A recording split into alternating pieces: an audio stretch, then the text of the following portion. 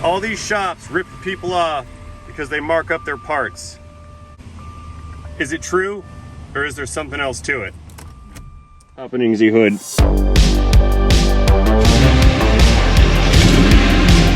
Yeah, gravity. Hello everybody, good day to you. Welcome back. Glad you're here. This is a 2007, 2008 Jaguar XJ 4.2 liter V8. 156,891 miles on the clock. And it is here for an annual service. But before you go anywhere, this is not an oil change video. I know I said that on the last one and I ended up changing my oil on the truck there, but this is absolutely not an oil change video. This is a video explaining why most shops will not install your parts.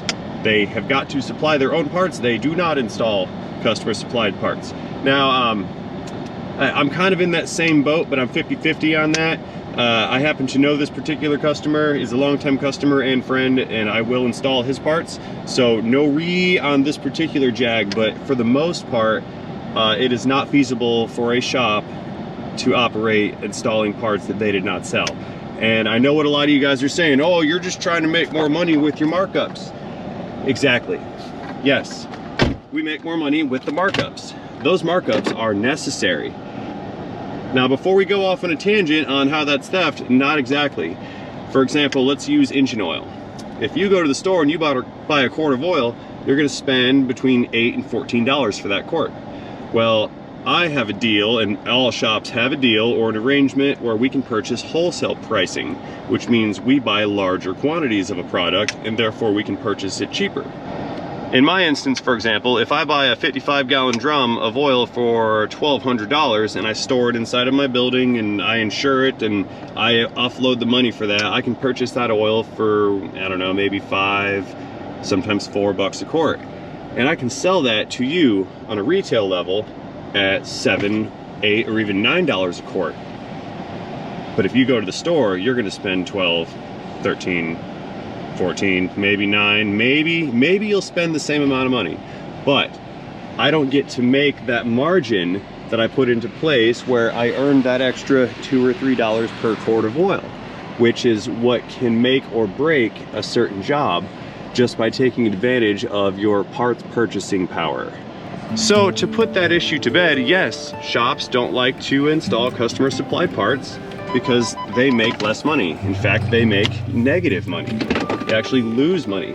If I do this particular oil change job and I install the customer's parts, I'm actually going to lose a substantial amount of money and in revenue for the establishment that we have here. I will show you. Check this out. Let's take this oil change line on my screen here as our primary example. Basic oil change, premium synthetic oil, up to 5 quarts, right? There's no technician assigned. It's billed at a half of an hour labor to pay the tech the appropriate amount of labor time at a reduced rate of $42.50, totaling $21.25 worth of labor. It's 100% profit. We made $21.25, and that averages $42.50 an hour if we were to do 2 of those in 1 hour. That seems fairly profitable, doesn't it? And this labor line assumes that the customer supplied their own parts. So we're making $21.25, $42.50 an hour off customer supplied parts. This is just to do an oil change. Now watch what happens when I assign myself as the technician and I pay myself. The shop just lost $5.58 an hour. We lost 13% of that job because it cost more to pay the technician than it did to actually charge the labor to do the work. Now, yes, I could charge the shop rate of $139.99 an hour to do an oil change, and some would call that fair because the shop's not making any money, or you could say that's just what you charge. But I don't think it's fair to charge $100 an hour to change oil. It's just not. So oil change rate, $42.50, that seems fair. I scrolled down the page some, and here's a duplicate oil change. Everything is the exact same except parts and labor are on the ticket. Half hour, $42.50, we still make that $21 an hour, but look what I'll show you. Customer pays $6.15 for their oil filter, okay? Still got our oil right here, 530, 5 quarts. They're paying $8 a quart, which is the bottom of retail pricing for synthetic, and they're paying $6.15 for that oil filter. But look at right here. I pay $3.15 for that oil filter, and I pay $3.99 for that engine oil. If I buy larger quantities, for example, if I buy a 300 gallon or a 250 gallon drum of that oil, I could probably get that oil price down to maybe $2.15, $2.25, something like that, but I can still sell it at a fair retail price. The total oil change is going to cost just over $70.58. There's some taxes, and I'm sure there's a shop supply fee built into that somewhere. That's just how it is. $67.35, that's retail price. Look at these margins here. 65.7% profit, $44.25 an hour, pulling $88.50 per hour. But I have not paid a technician yet. So if I click pay technician or assign a technician, whoop, look at those numbers. Half the money to this entire job went to the tech. So the store only profits 30% off of $70. We made $20.21, that's $40 an hour to do an oil change and pay a technician. And this is the exact prime example why shops cannot install customer supplied parts and stay in business. You just simply can't do it. Because what's not included here is the space in the shop that was being taken up by the car, cost of doing business, electrical bill, or light bill, some would say, the rent or the mortgage on the property, insurance for the business, uniforms. There's so many things that are not accounted for inside of this equation right here. So I've gone ahead and updated this parts line with 8 quarts. I think that engine takes 8 quarts. So charging $7.99 a quart, 8 quarts, $63 worth of oil. That upped our price to $96.22. And there's our margins. Made $32.21, and that's with a paid technician. Now check this out. See what we got here. I see some oil. There's some Amazon. We got 540 full synthetic European oil. That's supposed to test pretty good. I think Project Farm tested this stuff a while ago. I hear that's fairly decent oil for the price. Let's make sure we've got 8 quarts here. Yes, we do. That looks like 6, 7, and 1 more in the car. That's 8. Okay, here's number 8, and here is our oil filter. So we've got our 8 quarts of 540. Let's see how much this costs retail from Amazon. Okay, I've got it pulled up here. This looks like it's it. Amazon Basics full synthetic. Yep. We're looking at $55.24 for a 6-pack. So let's do some math real quick. Let's see, 55.24 divided by 6. We got $9.20 per quart. Multiply that times 8. That's gonna be a customer cost of $73.65 just for their oil. Plus the $21.25 that it costs labor to install it. We're at $94.90. Looking right here, the shop's price sold out the door $63.92. So the customer paid over $30 more for their oil. Minus 63.92. They paid $31 more. They paid $31 extra to use Amazon oil, and we still have not even factored in the cost of the filter yet. So let's look that up. All right, hey, here's a pack of 5 of those, $37.49, right? Divided by 5. That's $7.49 per filter. I sell them for $6.15. This is exactly why shops do not install customer supplied parts. The shop loses money and the customer pays more money.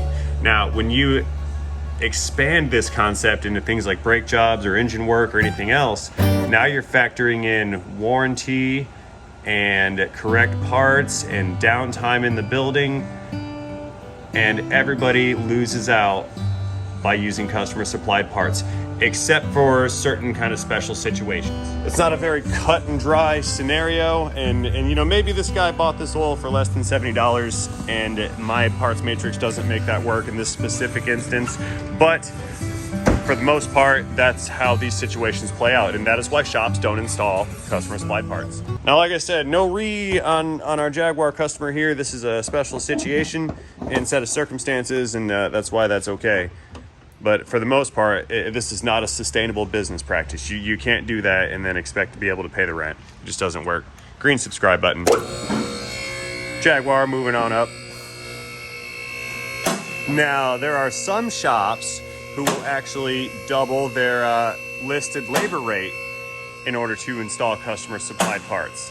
For example, if somebody wants, Brembo brake upgrades, but the shop doesn't have the ability to buy that, and they can't purchase it and then sell it for what they purchased it for, because again, that's bad business practice, or they can't get a wholesale discount, then it behooves the customer to purchase that part for themselves and then supply that to the shop. However, in a situation like that, if the shop were to agree on it, then I believe it is fair to charge an increased labor rate or even like a fee or a premium, something to make up for that lost potential revenue.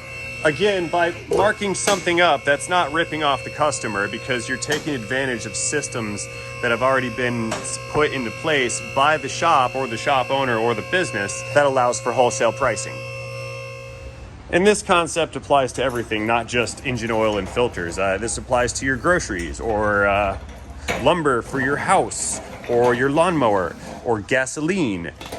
Everything involves markups. Every time something changes hands, somebody else collects a markup. And what about disposal fees? Who pays to dispose the waste oil? All that has to go somewhere. I have to pay to have that removed and disposed of and recycled. Now, considering that I own my own shop and I own the business, I can do things like this on occasion. But as a whole, it's a practice that just can't really function that well in real life, especially if I were a corporation or a large dealership, something like that. You can't operate that way long term and expect it to survive. Now we come to the part where you're asking if I am charging extra to install people's parts, and the answer is no, I am not. And how do I expect to survive doing exactly what I said you cannot do to operate a sustainable business? And I will tell you, there's a saying in this industry and probably several others that you can have it good, fast, or cheap. Pick two. Or good, fast, and cheap. Pick two. And I get around charging extra without doing a crappy job by taking a lot longer. Because I do install customers' parts, and I have no problem not offering a warranty for installing parts that I did not sell. But that does not mean I can compromise on quality. Therefore, what I'm offering is a good job at a low price, but the customers have to participate in granting me ample amount of time. And this is how I have found I can reduce my stress. I just take a lot longer, I do a good job, and I have several things in rotation simultaneously. For example, Project Jeep is still sitting right over there. I'm still missing it. Right side socket again. Got it, and I got bolt gravity inside of here. Yeah, this shield's on its way out. It's starting to really tear at one side over here. See that? It's coming apart. It has been removed many times. All right, what do we got here for a filter? Can't see it. I don't know if I put this on or not. Might be one of mine.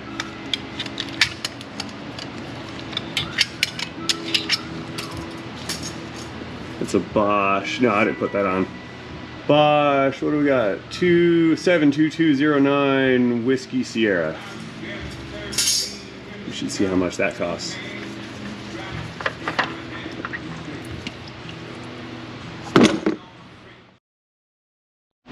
All right, filter coming in. Here. Put some oil on that O-ring for you guys.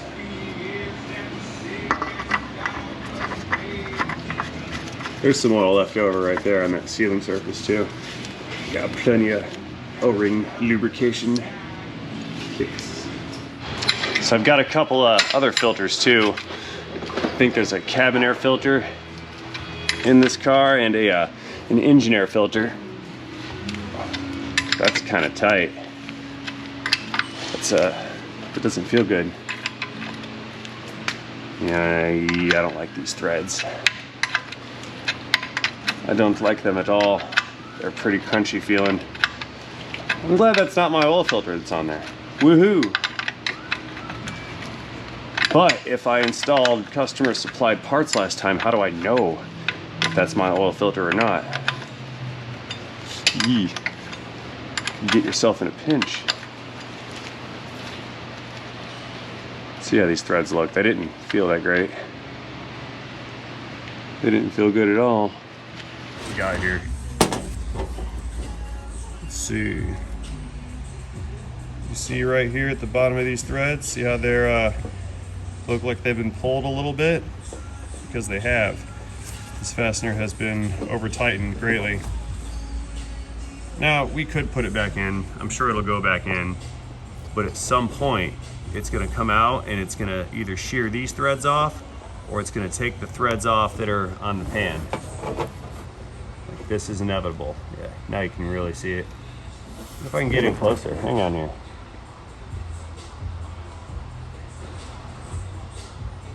Yeah, look at that. You see these? See the point that they're sharpened to? Right there. And all the wear on the back side of them. It's due to over tightening. Serious over tightening. And I think it was sealed with some silicone once too. Yeah, that O-ring is damaged. Yeah, there's silicone right there. See that? Okay. So we're here at the drain plug, or the drain pan side, and look at that. There's a thread at the very top that's already broken off clean, and all those threads are damaged. Yeah, it could go back, but should it? What do you guys think? Comment section down below. So at this point, this situation is going down like the Hindenburg, because from what we've just seen, this car needs an oil pan and a drain plug, or at least, I mean the lower pan at least. And as the shop or the shop owner, I can't leave this thing sit here for a couple days while I order a new one, and this isn't something that's going to be readily available. So I have no choice but to put this thing back together and either use my oil to fill it up or use the customer's oil that they're going to have to waste as soon as they go to do this repair. And oh, look at that, it's not even coming up to torque. Hang on. Yeah, that felt real nasty right there. Yeah, all right, that's good. And if this were an aluminum drain pan, we'd really be up a creek, because those threads would have come out with the plug and there would be nothing for that plug to grip onto. So this kind of thing can definitely put you in a precarious situation, and it has for us right here live on my GoPro. It's put us in a very sticky spot. Now, like I mentioned before, fortunately, the owner of this Jaguar is a longtime customer and friend, and that this won't be a huge problem. But if this were a first-time customer or someone who's already had a bad experience, or just has a bad taste in their mouth in general, this could be a very, very bad spot for the shop to be in. This is how you generate irate customers, because they come in with the frame of mind that shops are always trying to rip us off, blah, blah, blah. So they buy their own parts. And then a shop agrees to go ahead and install their parts, even if it's at a very low margin or even at a loss. Sometimes folks will do things at a loss just to build that rapport. But now it's my duty to go and tell you that you need an oil pan. But as far as you knew, you did not need an oil pan before you came in, thus solidifying your perception that shops are trying to rip you off. You see, I didn't do that, but now that I've touched it, in a way, I'm kind of responsible for that. Oh, and looky here. Look at all this oil that's been dripping from that thing. It's saturated in it. Now, don't get me wrong, because this entire video is not a rant by any means. I'm not upset over the situation or anything like that. It is what it is. But some younger and inexperienced people in this industry, they take these things very personally, and it generates a lot of stress. Just the anxiety of knowing that now you've got a problem car on your hand that you didn't cause and you couldn't foresee, but now you're responsible to fix it for a negative 13%. And what I meant by you're responsible is you've got to explain that situation to somebody who frankly may not want to hear it, or doesn't believe you, or again has the stigma that you're trying to rip them off. Now, I know what you're gonna say. Ray, you should have stopped as soon as you felt those threads all chowdered up in there. And yes, you're right, I should have. But I did not, for a couple reasons. One, I could feel it and I felt it was going to be able to go back in. It wasn't like seriously hanging up, and I didn't feel threads breaking off. Number two, it wasn't aluminum. And number three, again, I'm aware, I know this car, I know it enough, and I know my friend and my customer enough to where I felt that even in the worst case scenario, I could have proceeded. But that does not mean that younger guys who don't have those feel, that muscle memory, that experience would have ever picked up on such things. Funnel 30. There we go. I suppose wisdom comes with experience. Maybe that's what it all sums up to. Put that guy in. Now, and I get it, you know, if somebody wanted AMS oil or Royal Purple or oil, or, you know, something $20, $30 a quart, or I don't even know how much that stuff costs, but if you want something that super premium, then, you know, by all means, install that for your customer. But people like that, folks that are that involved in their car, that participate on that kind of level, they should be aware of maybe you need to charge them a little bit extra. And it's not that you're ripping anyone off. You've just got to be able to sustain your own practice. Whoa, I almost lost it there. And everything I just said, that's not the rule, but it's kind of a good general way of looking at it.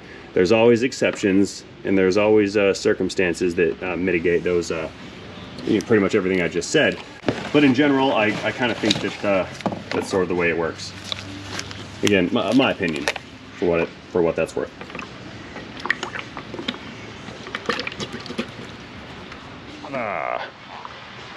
We'll do this one backhanded.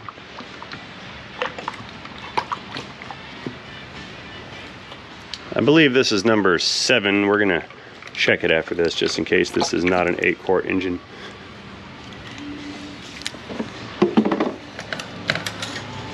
Let's see what we got. Yeah, it's at the full mark,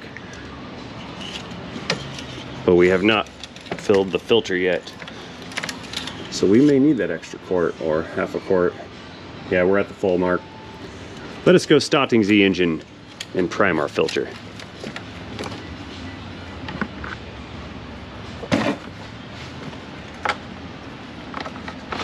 Jaguar.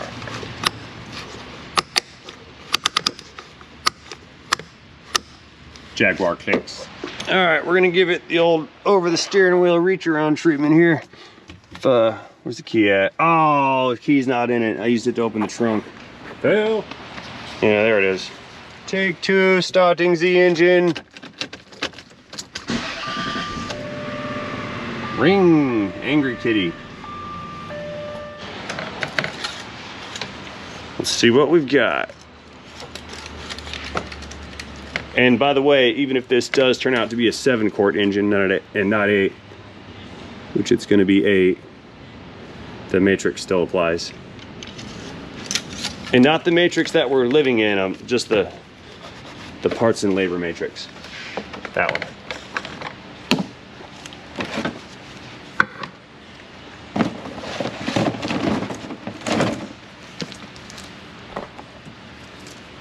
Trying to save brake clean, so I'm using a funnel.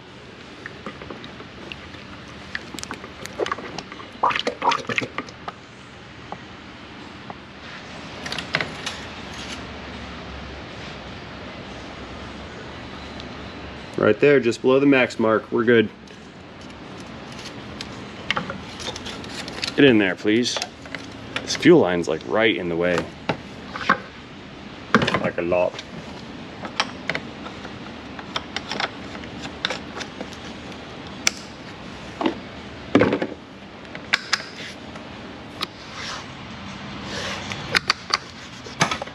All right, let's see what else we got going on here.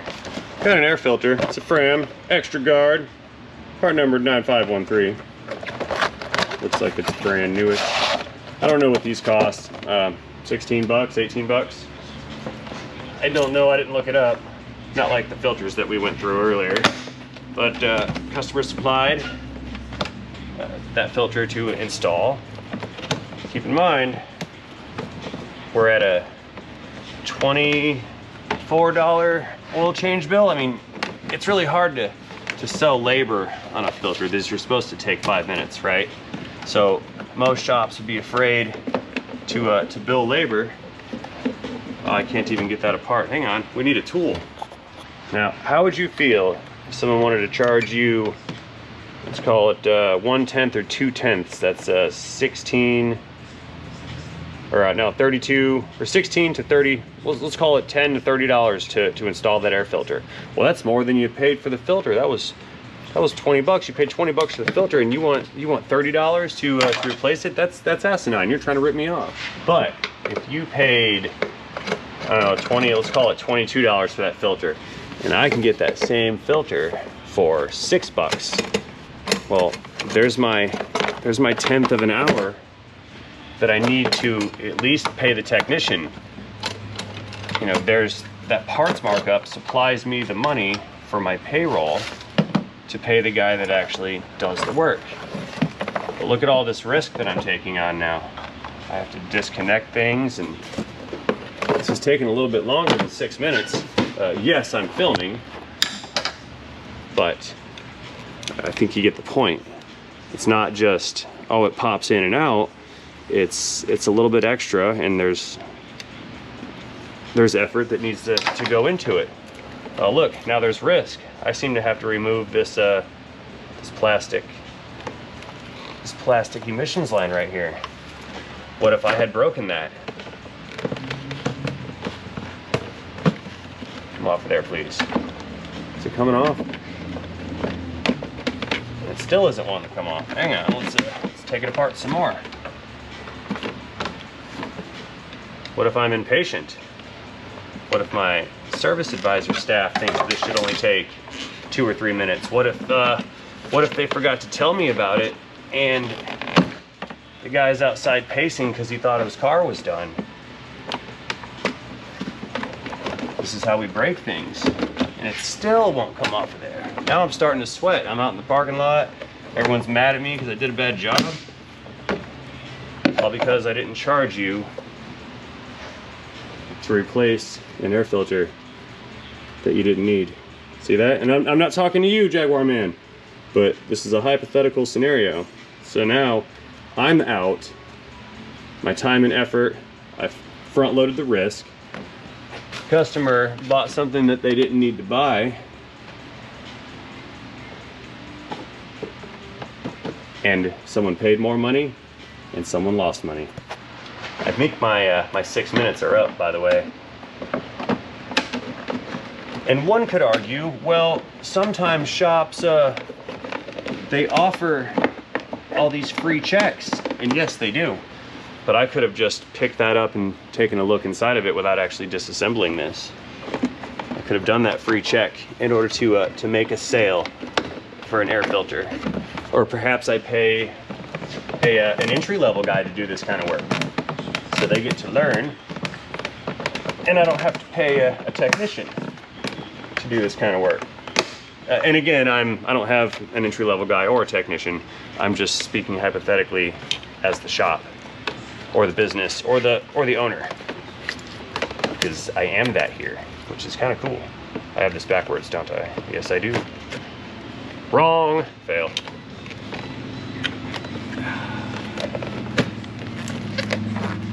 Yeah, this is it's no easy air filter. Realistically, the book might want to charge 3 or 4 tenths for this. But again, how can you charge someone $40 to replace a $20 filter? Can't do that. Click. That's on, and this one right here. All right. And there's also a cabin filter in this box. Now, I did bill a little bit of time for all this stuff. My point of this rant, some will call this a rant. I'm not being a crybaby and I'm not ranting. I'm just trying to offer a point of view from the other side, from the inside. Like literally from the inside. This is my business. It has been my whole life, and I'm just trying to give you guys some insight as to what it's like when folks walk in with their own parts and then expect them to just go on for no money today. On my third set of gloves, These are between $18 and $35 a box, depending on what you get. Shop supplies. I am of the opinion that the cabin filter is in here, and it appears to be. Yep, there she is. It's nasty. It's dirty. That's very, very dirty.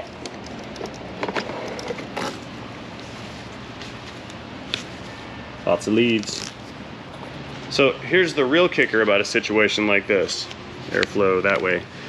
Even if I did bill $13, 6 minutes worth of labor to replace this filter, and I think 6 minutes is fair, 1/10, it would have actually taken longer for the person that writes the ROs, the repair orders, to build that line and add 6 minutes of labor. It would have taken more labor time than that 6 minutes, thus still barely breaking even. So rant over, and again, Jaguar man, this is not to besmirch you at all. Not one little bit. I just, this organically turned into what it is. Not a rant. Ray's not upset. I'm fully well aware of these parameters, and I am before I even took this car in. But I just want to make that clear, is I'm in no way upset. And yes, technically by the books, yes, this was a negative return for me. This was I lost $13 or 13% of 20-something dollars. I lost money, and I've been here for about an hour. It's taken up an hour of the rack. The lights have been on for an hour. I've used up an hour of insurance, and ultimately, when you weigh out payroll and things of that nature, plus these other unitemized items like gloves, jobs like this can actually be a negative. So most shops have just decided that they don't do work on vehicles where the customer supplies the parts, or they charge double the labor rate. But for menu item services like oil changes and brake jobs and tires and tune-ups, things like that, when the parts are supplied, then the shop has no incentive to actually do the job. But when you have a car that's hanging out for weeks at a time and getting all kinds of work done, and some of it's custom work, you can still offer a good job at a lower price. It's just going to take longer, because while this thing's here hanging out, I can do other things. There's plenty of work around. I can find something else to do in the other space where I can still turn a profit over a month-to-month basis and still be able to offer good and cheap. But if the guy wanted this Jeep done in a week, that would have been a different story. And thus, I would have priced him out of the job and then not taken the job at all. And that's why sometimes you can have a car that sits around, a car that needs to go in and out, and a car that gets rejected because the customer brought a whole bunch of brake parts. Oh, hey, wait, and before anybody goes, oh, I did that, it's okay. I'm aware of this, and I accept cars and people with their own parts at my discretion, and not everybody gets to have that opportunity. That just applies to some of you out there, and you know who you are, who I have done work for with your parts. I just charge you twice as much. Booyah. So all that being said, before I get myself in some verbal, whoa, gravity, hood gravity, before I get myself in some verbal trouble and actual trouble, I'm gonna get this stuff out of here and go ahead and call this one good before I break my flashlights. So as always, I'd like to thank you guys for watching. Hope you enjoyed this video. I enjoyed this little rant video that I made for you. Well, I enjoyed making it. And again, not ranting, not upset, just trying to offer some insight to the uninitiated. Rambling continues. So I'm gonna go ahead and let you go. As always, thank you again for watching this video. And most importantly, don't forget to have yourselves a great day. See you guys later. End of Jaguar. Caught it.